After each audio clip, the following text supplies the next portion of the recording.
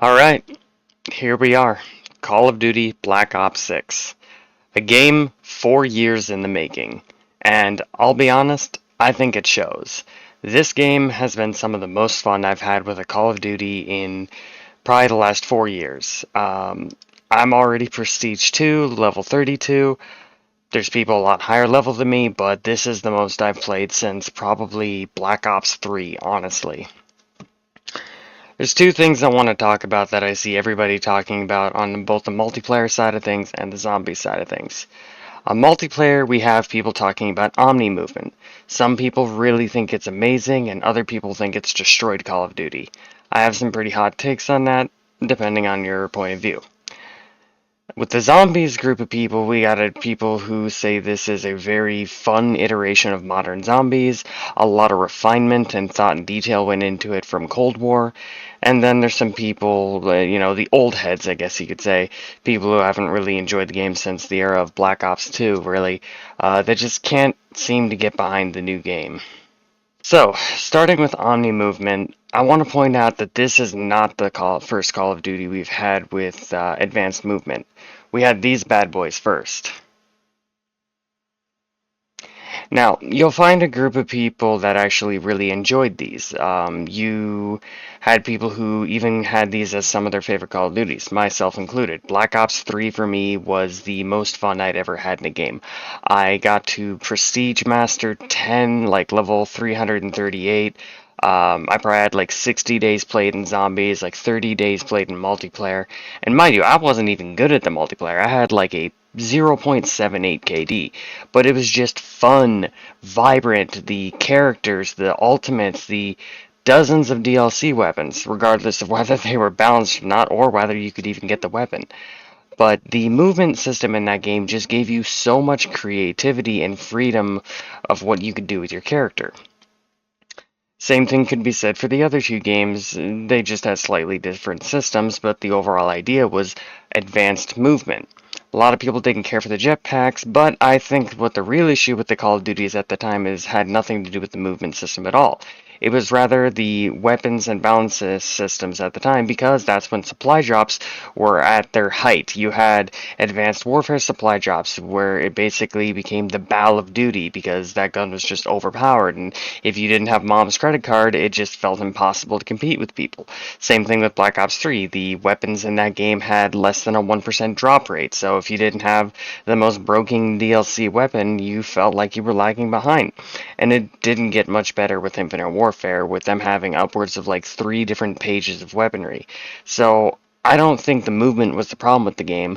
I think the balancing was the problem with the game. A good example is, do we all remember the launch of Modern Warfare 2? How we all called it the boomer shooter, where the game just felt slow and sluggish. Like, we were just coming off of the slide canceling high, where everybody was just doing all this crazy movement techniques. And they drew it back so far that nobody could really enjoy the game because everything just felt slow, like your character was wearing a 10-pound weighted vest everywhere you went. But now we have Black Ops 6 with its Omni movement. This is the next step. This is how you fix that. Because the system allows for creative movement. You can sprint backwards, you have sliding, you have dolphin diving, you have turning and peeking around corners, and a lot of these you can set up to have really comfortable controls, whether you're on PC or controller. Climbing, mantling, weapon swapping, aiming down sights, everything just feels so much smoother than it has in the last couple of years. The game is vibrant, and I think that Call of Duty has finally moved into the era of a movement shooter. A lot like Apex Legends. That's another game that I have spent way too much time playing. I enjoy movement shooters, and that's what Call of Duty has become. So if you're one of those people that's sitting here playing this multiplayer, and you're just like, I don't know, man, I'm not feeling this thing, like people jumping around, there might be time for you to move on to a different game, honestly, because Call of Duty is a movement shooter now, and I, for one, really enjoy it. I'm not even that great at the movement, but I grew up playing Black Ops 1, Black Ops 2. I know how to use the dolphin dive. Sprinting backwards has been one of the most amazing things for someone like me who likes to play a lot of zombies. It's going to be phenomenal when Warzone comes out, and I genuinely can't wait for it. Now, for the zombies crew.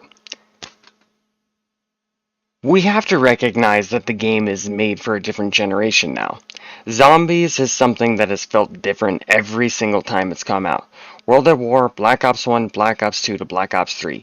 Each of those games had some sort of massive innovation that changed the dynamic flow. World at War literally from map to map to map added something crazy. We literally had perks and traps introduced on the second map, and by the fourth map, we had the pack-a-punch system, teleporters, flaming dogs.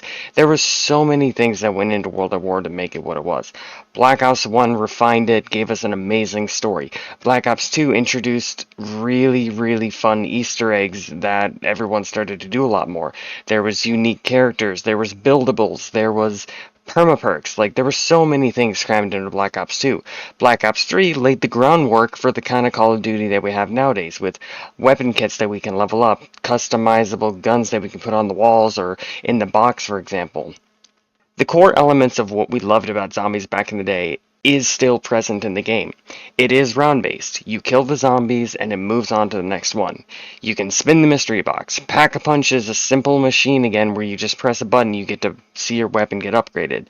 You get to hold more than 4 perks now. There's a lot more creativity in the game that allows you to truly experience zombies however you want. If you're somebody who likes to play the classic maps and not really think too much about what you're doing, well, guess what? This is a Call of Duty where you have that option again because we have 2 different maps now. We have Liberty Falls for the more casual of us who just want to load into a map and shoot zombies. I mean, it's literally Town 2.0 from Black Ops 2. It's Town without the lava in a much bigger area. It's just you and your buddies loading into a city and fighting people.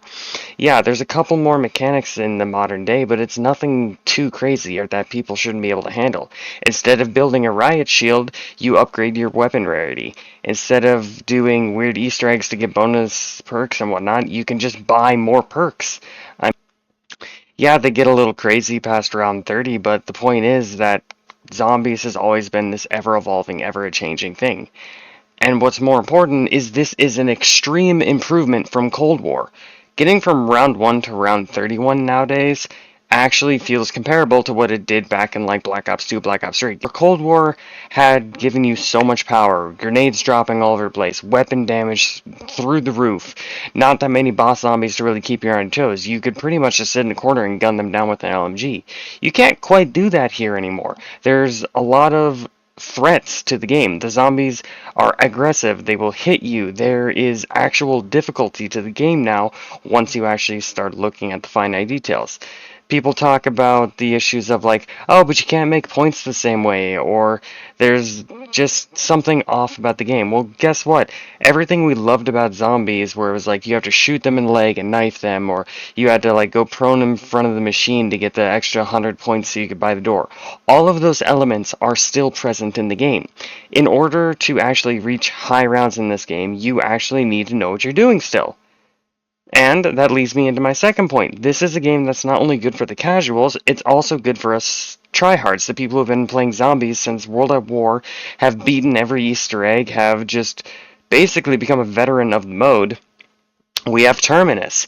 There's an amazing boss fight. There's a dark, eerie atmosphere to it. There's a lot of voice lines and chatter. The map feels alive. It's overall a really amazing experience, and I can understand why some people might not be into all of these changes, and there's some old heads out there that just can't get past it. And to that I say, go play the older games. You still have Black Ops 2, or Black Ops 3, or World at War. Go play those games.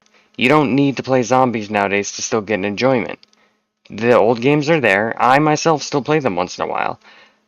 Just because you don't enjoy the direction the game has gone does not mean it is bad. Is it perfect? No, not by any means, but this is a very good step in the right direction. I've actually spent time playing this game again. I am grinding for the Mastery Camo in Zombies, and I can't wait to see what they do this year. So, yeah, go ahead, roast me in the comments. Maybe some of you will agree with me, maybe some of you won't. This is a bit of a longer video, and if anyone made it to the end here, I stream on Twitch every once in a while. Come on by, hang out, talk to me about Call of Duty. I'm down for any type of conversation.